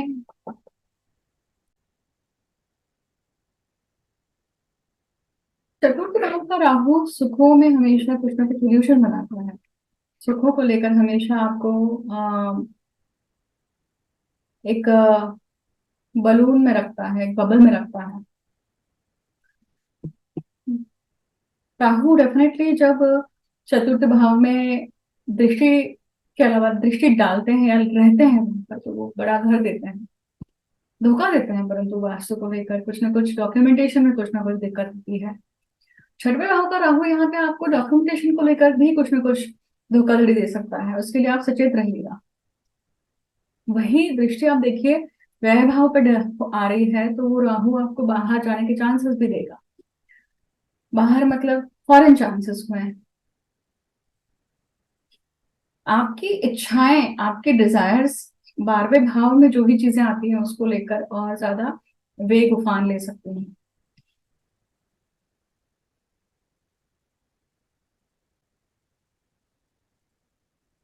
वृश्चिक लगने के लिए देखिए कि ये जो राहु है ये पंचम भाव में आ रहा है। पंचम भाव में जब राहु गोचर में आते हैं तो ध्यान रखिएगा कि आपको अपने सेक्सुअल रिलेशनशिप्स को लेकर या कंसेप्शन प्रेगनेंसीज के इश्यूज को लेकर बहुत सेंसिटिव रहना है। एक गलती और जीवन भर का पछतावा, इस प्रकार की सिचुएशन बन सकती है। जब पंचम भाव में राहु आते हैं तो वो अबॉर्शन के, मिसकैरेज के चांसेस बढ़ाते हैं। ऑलरेडी उस शरीर पे कट्स हैं, राहु और केतु छेदन हो चुके हैं, अलग हो चुके हैं, राइट। तो वो ऐसे ऐसे चांसेस बनाते हैं। तो ये ऐसी ऐसा कर्म अपने अपने से ना घटे, उसके लिए आपको प्रयत्न करना चाहिए। वो राहु सीधे लाभ भाव को दृष्टि देते हैं, वो राहु आपके पराक्रम को दृष्टि दे रहे हैं, और वही राहु आपके लाभ, आपके भाग्य को भी देख रहे हैं। जैसे मैंने कहा कि गलती होगी तो आपका भाग्य भी बदलेगा, आपका लाभ भी बदलेगा। और गलती हो रही है क्योंकि आपका पराक्रम बदला है। तो ये तीनों के तीनों पॉइंट अपने आप से कनेक्टेड है। और जब ऐसी सिचुएशन आती है तो क्या होता है, प्रॉब्लम्स होती हैं। आप ऐसी गलतियों को एक बार में सुलझा नहीं सकते हैं, उसका भुगतान नहीं कर सकते हैं। इसकी इसकी भुगतान जो है ये लाइफ टाइम में करनी पड़ती है। पंचम भाव का राहु आपको आपके करियर के इश्यूज को लेकर, करियर को लेकर कहीं ना कहीं कुछ चेंज दे सकता है, कुछ ना कुछ अलगाव दे सकता है, बदलाव दे सकता है। अचानक से नौकरी जाना, अचानक से रिजाइन करना, अचानक से ईगो इश्यूज लाना, मिसअंडरस्टैंडिंग के कारण चीजें होना, ऐसे सिचुएशन लाता है। पंचम भाव का राहु आपको ऐसे ऐसे व्यक्तियों के प्रेम संबंध में डाल सकता है जो एबनॉर्मल है, अलग है, डिफरेंट है, डिफरेंट कास्ट से है, इंटर कास्ट से है, या डिवोर्सी है, या फिर विडो है। ये राहु कहीं ना कहीं आपको एक प्रकार से अलग प्रेरणा भी देता है कि आप अपने स्किल सेट को ऐसा बढ़ाएं आप ऐसा इच्छा करें कि जिसके कारण ये जो अगला गोचर होगा राहु का वो आपको फेमस करे, तो उस दिशा में भी आपके प्रयत्न हो सकते हैं। धनु लग्न के लिए राहु जो है चतुर्थ भाव में आते हैं। मैंने अभी जैसे कहा कि चतुर्थ भाव का जो राहु है, पराशर ऋषि के अनुसार राहु जब चौथे भाव में आते हैं तो वो व्यक्ति को सर्प योनि के दर्शाते हैं। सर्प योनि से कोई अगर व्यक्ति पास आउट होकर आ रहा है तो वो सर्प के संस्कार लेकर आ रहा है। संस्कार लेकर आ रहा है इसका अर्थ है कि वो कुछ न कुछ विश है उसके मन में, कुछ न कुछ रिवेंज की भावना है, या उसके आसपास का जो वातावरण है वो विषैला है। शनि चंद्र का योग इस प्रकार के योग को बनाता है, परंतु वो चतुर्थ भाव का राहु भी इस प्रकार की योग को दर्शाता है। चतुर्थ भाव का राहु व्यक्ति को प्रसिद्ध होने की इच्छा देता है। हाँ, वो राहु अगर वृषभ का होता, उच्च का होता, तो डेफिनेटली ये चीज हो सकती है। परंतु यहाँ पे वो राहु मीन राशि का है, गुरु की राशि का है, तो गुरु की राशि का होने के कारण क्या हो रहा है यहाँ पे, जो भी है वो गुरु के रूप है, गुरु के रूप के अनुसार है। गुरु क्या कहते हैं, ठीक है जैसा तुम्हें अच्छा लगता है, जैसा तुम्हें पसंद है। गुरु ना किसी चीज, गुरु किसी भी चीज में अतिशयोक्ति नहीं करते हैं, किसी भी षड्रिपुओं में फंसने वालों में से नहीं है।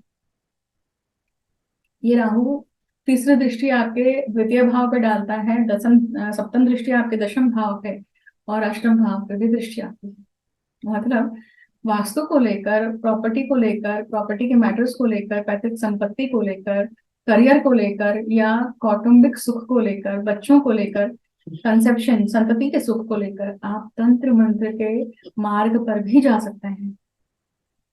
उस माध्यम से भी इस चीज को हासिल करने की कोशिश कर सकते हैं, या विधि करने के लिए आप किसी तीर्थ क्षेत्र जाते हैं और ये कार्य करवाते हैं, इसके भी। मकर लग्न के लिए ये जो राहु है ये तीसरे भाव में आए हुए हैं, और तीसरा भाव पराक्रम भाव है। पराक्रम मतलब आपके खुद के एफर्ट्स। कोई भी चीज करने के लिए हमें उठ के काम तो करना ही पड़ता है, पराक्रम तो करना ही पड़ता है, वो छोटा हो या बड़ा हो। तो वो पराक्रम किस दिशा में है, कंस्ट्रक्टिव है या डिस्ट्रक्टिव है, ये तय करता है प्लानिटरी अलाइनमेंट। आपकी बुद्धि किस प्रकार से है। तो पंचम भाव से ये किस प्रकार से संबंध में आकर काम करती है, ये हमेशा एक त्रिकोण त्रिकुट होता है। देखिए, हम कोई भी कार्य करते हैं विवेक से करते हैं। मतलब कुछ कार्य करने के लिए आप बाहर पढ़ते हैं और मतलब विचार करते हैं, प्लान करते हैं, दिमाग में विचार करते हैं, प्लानिंग होती है, उसके ऊपर फिर आप एक्ट करते हैं। तो बुद्धि ने उन सब चीजों को प्लान किया, और फिर हमने कर्म से उस चीज को पराक्रम करके बाहर लाया, और वो करने के बाद में दशम भाव मतलब कर्म घटित हुआ। तो ये सिचुएशन जब होती है तो क्या होता है, अब यहाँ पे आ, तीसरे भाव का जो राहु है, जैसा कि मैंने कहा कि तीसरे भाव का राहु पराशर ऋषि के अनुसार एक सौभाग्यवती स्त्री की छाया भी दर्शाता है। मतलब जो भी बच्चे अभी जन्म लेने वाले हैं, अगर उनकी पत्रिका में मकर राशि, मकर लग्न आता है और तीसरे भाव में राहु आता है, तो इस प्रकार की सिचुएशन आएगी। और जब इस प्रकार की सिचुएशन है, सिर्फ उतना ही नहीं है, देखिए चौथे भाव का गुरु अर्थात पूर्वज कोई जन्म लेकर आएंगे। चौथे भाव का गुरु पूर्वज ने जन्म लिया है, ये दर्शाता है। जिसके भी पत्रिका में चौथे भाव का गुरु है, वो अपने घर का कोई ना कोई पूर्वज पुनः जन्म लेकर आया है अपने अभीष्ट को साध्य करने के लिए। अब यहाँ पे राहु जो है वो सौभाग्यवती स्त्री जिस जो साथ में चल रही है, उसका कोई ना कोई एक उद्देश्य है। उस उद्देश्य को पूर्ण करने के लिए वो वहां पे अवतरित है, कार्यरत है। नॉर्मल अगर हम सर्कमस्टांसेस में देखें, ये सिनारियो आप कब करेंगे, आप अपने पत्रिका में देखिए। अगर इस प्रकार की सिनारियो बनती है तो आप जरूर कंसल्टेशन लीजिए और समझिए इस चीज को मुझसे। मेरी मास्टरी कहना बड़ा शब्द होगा, परंतु मैंने जितना इसके ऊपर काम किया है, मैं निश्चित ही आपको मार्ग दिखा सकती हूँ इष्ट कृपा से। अगर आप मार्ग प्राप्त करने के लिए सज्ज हैं तो, या आपका समय आ चुका है तो। तो तीसरे भाव का राहु दृष्टि डालता है पहले तो लगन भाव पे, भाग्य भाव पे, और सप्तम भाव पे। इसका अर्थ है कि भाग्य को, खुद को और सप्तम भाव को, जितने भी लोग आपसे मिलने वाले हैं उनके साथ में आपके संबंध जो भी रहेंगे, इन 18 महीने में आप देखेंगे कि there is a suddenness, there is a uncertainty in all the people you meet. और जो भी भाग्य से मिलना, आप जहाँ पे विचार कर रहे हैं कि ये चीज आपको मिल ही जानी चाहिए, जितने उतने प्रयत्न करे हैं, इतने एफर्ट्स डाले, तो मिलना ही चाहिए, और वहां पे आपको नहीं मिलता है। और एग्जैक्टली ऑपोजिट होता है जहां पे आपने कुछ खास प्रयत्न नहीं करे हैं, बस ऐसे ही गया था, फॉर्म भर गया, हो गया। ये सिचुएशन इस प्रकार के राहु की होती है। और दशम, मतलब पहले भाव पे जब इस राहु की दृष्टि होती है, तो ये कहीं ना कहीं क्या दर्शाता है कि भाई, आपकी जो बुद्धि है, आपका जो इंटेलिजेंस है, उसमें कहीं ना कहीं राहु की छट आने वाली है। आप ऑब्सेशन आपके अंदर आएगा किसी एक चीज को पूरा करने के लिए। अब तीसरे भाव का राहु मतलब आपके खुद के एफर्ट से पराक्रम है। इसका अर्थ है कि राहु आपको राहु के समान पराक्रम देने वाला है, कि राहु के समान पराक्रम करो तो आपका अभीष्ट साध्य होगा। तो यहाँ पे भी आपकी स्थिति बनती है कि आप तंत्र मंत्र करने के लिए बाहर जाएंगे, तीर्थ क्षेत्र जाएंगे, वहां पे पूजा पाठ करवाना, वहां पे वो विधियां करवाना, ये भी सिचुएशन बनती है। ये राहु खास करके वास्तु परिवर्तन देता है, चेंज ऑफ रेसिडेंस देगा। ये राहु आपको अंतरदेश प्रवास भी देगा। ये राहु एक आपका चेंज ऑफ एनवायरमेंट करेगा, आपके भाई बहनों के साथ में आपके संबंधों को कुछ ना कुछ खराब भी करेगा। उनके ऐसी चीजें दिखाई देंगी आपको जो और किसी को दिखाई नहीं देती है। कुंभ लगन की बात करें तो कुंभ लगन के लिए जो राहु है, ये उनके दूसरे भाव में है। और दूसरा भाव कुटुंब भाव है, धन का भाव है, वाणी का है, खान पान का है। अब ये राहु वहां पे बैठ के आपको डेफिनेटली एडिक्शन देना, या अलग अलग प्रकार की ड्रग्स को ट्राई करना, अलग अलग प्रकार की चीजों को ट्राई करना जो टॉक्सिकेटेड होती हैं, उन सब चीजों की तरफ आपका आकर्षण दे सकता है। सिगरेट की तरफ आकर्षण, अल्कोहल की तरफ आकर्षण। एडिक्शन किसी भी चीज का हो सकता है। रीडिंग का भी एडिक्शन एडिक्शन हो सकता है। कुछ एडिक्शन कंस्ट्रक्टिव होते हैं तो कुछ एडिक्शन डिस्ट्रक्टिव होते हैं। ये राहु जब दूसरे भाव में आता है तो बाहर का कोई व्यक्ति कुटुंब में एडेड होता है। बाहर का व्यक्ति अर्थात कोई ऐसा व्यक्ति जो आपके एथनिसिटी से नहीं है, आपके कल्चर से नहीं है, परंतु फैमिली में उसका एडिशन हुआ है। ये राहु आपको सडनली पैसों पैसों के लेन देन में सडननेस कुछ ना कुछ आएगी, या तो नुकसान होगा, या फिर कहीं से पैसे मिलने वाले थे, नहीं मिले, अचानक मिल गए, इस प्रकार की सिचुएशन। क्योंकि ये राहु आपके तीसरे भाव को, तीसरी दृष्टि आपके व्यय भाव को देखता है, खड्डे को देखता है, तो ये अचानक कोई खड्डा देगा, अचानक से खर्चा देगा, अचानक से हॉस्पिटल विजिट दे सकता है, अचानक से आपके अब्रॉड विजिट दे सकता है। ये राहु अष्टम भाव को देख रहा है, तो अष्टम भाव से संबंधित मतलब पैतृक संपत्ति को लेकर, या आपके क्रॉनिक डिसीज को लेकर, किसी की मृत्यु को, अचानक से किसी की मृत्यु का भी हो जाना। ये राहु आपके छठवें भाव को भी देखता है, मतलब आपके प्रारब्ध को भी पूर्ण करने के लिए आपको संधि देने वाला है ये राहु। यहाँ एक और चीज आपको ध्यान रखनी पड़ेगी कि जब राहु की हम बात कर रहे हैं यहाँ पे, तो वो राहु आपके पत्रिका में कारक है, अकारक है।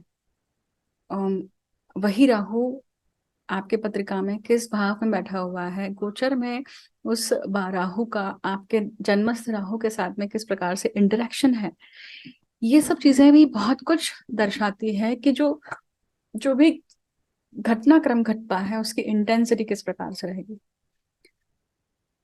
आपका जो आपका जो अ, आपका जो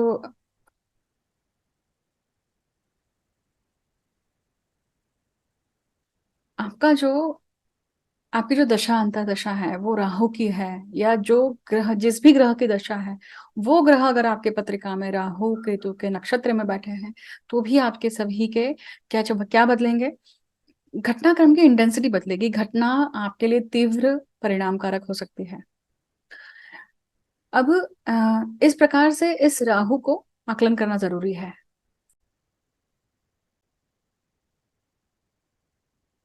अब मीन लग्न की बात करते हैं, और मीन लग्न के लिए ही ये गोचर है। तो राहु जो है ये अब मीन राशि में ही प्रवेश कर रहे हैं, और मीन राशि जो गुरु की राशि है, लग्न में स्थित है। तो लग्न में जब राहु आते हैं तो व्यक्ति को आ, राहु की सभी आदतें, प्रवृत्ति, वृत्तियां देते हैं। इस 18 महीने में आप उन सभी चीजों को करने की कोशिश करेंगे। आप वो नियम तोड़ेंगे, आप वो मर्यादाएं उल्लंघेंगे जो शायद आपने अभी तक नहीं करी थी। यही अगर आपका जन्मस्थ राहु वहीं पे है, तो वो 18 साल में, 18 साल के बाद में वही आपका राहु का भ्रमण हो रहा है, राइट। तो इसका अर्थ ही हुआ कि आप कहीं ना कहीं आ, ये गोचर आपके लिए बहुत इंपॉर्टेंट होगा। क्योंकि जब अगर ये स्थिति है आपके पत्रिका में कि 18 साल बाद वो राहु वहीं पे आया हुआ है, इसका अर्थ है कि ये आपको एक बहुत लाइफ टर्निंग इवेंट देने वाला है। लगन में राहु जब आता है तो व्यक्ति की पर्सनालिटी को बहुत कुछ चेंज करके जाता है। लगन में आया हुआ पर्सनल राहु जो है वो आपको बहुत डिजायर्स देता है, आपको बहुत भूख देता है, हंगर देता है, ऑब्सेशन देता है उन सभी चीजों को करने के लिए जो आपकी सुप्त इच्छाएं थी। ये राहु तीसरी दृष्टि लाभ भाव पे डाल रहा है, सप्तम भाव पे सातवीं दृष्टि है, और पंचम भाव पे है, बुद्धि के स्थान पे, सप्तम भाव पे और लाभ भाव पे। अब लाभ भाव पे दृष्टि है, इसका अर्थ है कि वो लाभ कैसा होगा, राहु युक्त होगा। राहु अगर युक्त है तो वो लाभ आएगा, अभी फिलहाल उसकी दृष्टि रहेगी, या जो भी जिस भी प्रकार के लाभ आ रहे हैं वो सडननेस है, वो सर्टेनिटी के साथ आ रहे हैं, अनसर्टेनिटी बनी हुई है वहां पर। तो ये सिचुएशन जब आती है, ये कंडीशन जब आती है, तो इस कंडीशन में भी कहीं ना कहीं आपको दिक्कत होती है, दिक्कत देती है ये। अब ये राहु जो है, ये राहु सप्तम दृष्टि आपके सातवें भाव पे डालता है। तो पार्टनर्स को लेकर, रिलेशनशिप को लेकर, या स्पाउस को लेकर, पति पत्नी के आपस के बीच में जब ये राहु आता है, इसका अर्थ ही है कि सप्तम भाव में केतु है। तो मीन लग्न के जातकों के लिए आपस में वाद विवाद की स्थिति ना बनना, दाम्पत्य सुख में कमी होना, दाम्पत्य जीवन में कुछ न कुछ किसी भी प्रकार की कमी आना, ये बहुत लाजमी है। और ये अगर 18 महीने आपने अगर उस हिसाब से नहीं नहीं अगर आपने की है, तो क्या होगा, ये कहीं ना कहीं आपको you have to sail through it. और ये बैशिंग वाला पीरियड है, क्योंकि ये बैशिंग वाला पीरियड इसलिए है क्योंकि आप अगर देखेंगे तो शनि आपके व्यय भाव में है। तो ये सिचुएशन ऐसी भी हो सकती है कि जब केतु सातवें भाव में आता है और शनि आपके व्यय भाव में है, तो ये कहीं ना कहीं स्पाउस के साथ में सेपरेट करवाता है, स्पाउस का जाना, इस तरह की सिचुएशन भी देता है ये। कुछ चीजें बड़ी हार्श होती है सुनने में, कुछ चीजों की इंटेंसिटी बड़ी हार्श फील होती है। आपकी पत्रिका यूनिक है, देखिए आप जब भी इस प्रकार के वीडियो सुनते हैं तो इसको ऐसे समझने की भूल कतई मत करिएगा कि यही सच है। आपकी पत्रिका में सारे ग्रहों की अलाइनमेंट कैसी है, आपकी दशा अंतर्दशा कैसी चल रही है, उसके ऊपर डिपेंड करता है कि फल की प्राप्ति कैसी होगी। हो सकता है कि ये सभी चीजें बिना बिना किसी अड़चनों की हो भी जाए चीजें। पंचम भाव पे जब दृष्टि आती है राहु की, तो वो राहु आपको बुद्धि में आपको राहु की बुद्धि देता है। राहु बोलता है कि बुद्धि का वापर मेरे हिसाब से कर यहाँ पर। इसका अर्थ है कि मैनिपुलेटिव करना, या धोखा देकर, या फिर जो बात आपके मन में है वो डायरेक्टली ना बोल के ऐसे शब्दों को के प्रयोग करना जो सामने वाला सुनना चाहता है और अपना काम निकालना। इस तरह की वाणी, इस तरह का सिचुएशन वो जरूर देता है। यहाँ पे एक चीज समझेगा कि गुरु आपके द्वितीय भाव में भी फिलहाल चल रहे हैं, उसके बाद में शनि आपके व्यय भाव में है। एक तरफ गुरु है, एक तरफ शनि है और बीच में राहु है, तो दोनों आंखें, राइट आई और लेफ्ट आई अगर हम देखें तो वहां पे शनि और गुरु है। आंखों में जो दिखाई दे रहा है वो दृष्टि, आपको दोनों दृष्टियां मिल रही हैं। एक जीवन को कैसे जीना चाहिए वो फिलोसॉफी, बट जीवन को जीने के लिए क्या चाहिए रहता है वो प्रैक्टिकलिटी, वो आपको शनि दे रहा है। और बीच में है राहु, मतलब आज्ञा चक्र पे आपका राहु है। तो जब आज्ञा चक्र पे जब राहु आता है तो वो ये दर्शाता है कि भाई व्यक्ति जो है, व्यक्ति जो है ऐसे समय पे अगर जब अगर साधना जगत से बिलोंग करता है मान लीजिए, या खुद अपनी मेडिटेशन इन सब पावर इन सब प्रैक्टिस में है, तो वो राहु अलग काम कर जाएगा यहाँ पे, क्योंकि वो राहु आपके आज्ञा चक्र पे काम कर रहा है। सरपेंट पावर कहा जाता है उसे, कुंडलिनी शक्ति।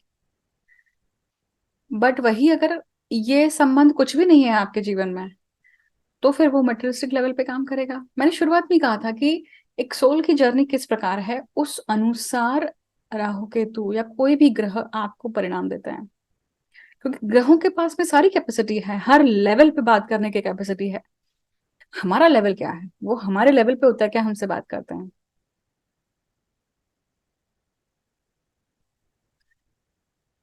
सो 12 राशियां कंप्लीट हो चुकी हैं राहु के गोचर के लिए। यही मैं वीडियो को विराम देती हूँ। और आप सभी के लिए ये जो राहु का गोचर है, राशि परिवर्तन है, ये सभी के लिए शुभप्रद हो। जल्द ही केतु के वीडियो के साथ में आपको, केतु के साथ, केतु के वीडियो को लेकर, केतु के गोचर के वीडियो को लेकर जल्द ही आपके सामने हाजिर होती हूँ। मुझे अंत तक सुनने के लिए बहुत बहुत धन्यवाद। आपके कमेंट्स या आपके प्रतिक्रियाओं की डेफिनेटली, आप सभी अपनी प्रतिक्रियाएं या अनुभव वीडियो के कमेंट सेक्शन में साझा कर सकते हैं। अगर आप कंसल्टेशन भी लेना चाहते हैं, क्योंकि राहु केतु का जो गोचर होता है ये प्रारब्ध को बदलने वाला गोचर होता है। और मैंने बीच में भी कहा था कि मैं पास्ट लाइफ डिकोडिंग में बहुत समय से काम करते आ रही हूँ। मैं मास्टर हूँ ऐसा तो कहना बहुत अतिशयोक्ति हो जाएगी। जो एक ज्योतिषी खुद एक स्टूडेंट होता है और मरने तक सीखते रहता है मुझे लगता है। पर हाँ, एक आपको एक नजर आती है ना उस चीज को समझने की, तो शायद वो नजर देवी कृपा से कुछ अंश तक प्राप्त हो चुकी होगी, तो मैं कहीं ना कहीं मदद कर सकती हूँ। परंतु आपका समय भी आना चाहिए। ज्यादा इस वीडियो को और न खींचती हुए यहीं पे विराम देती हूँ। बहुत बहुत धन्यवाद मुझे अंत तक सुनने के लिए। आप सभी के लिए गोचर अगेन शुभप्रद हो। Thank you so much.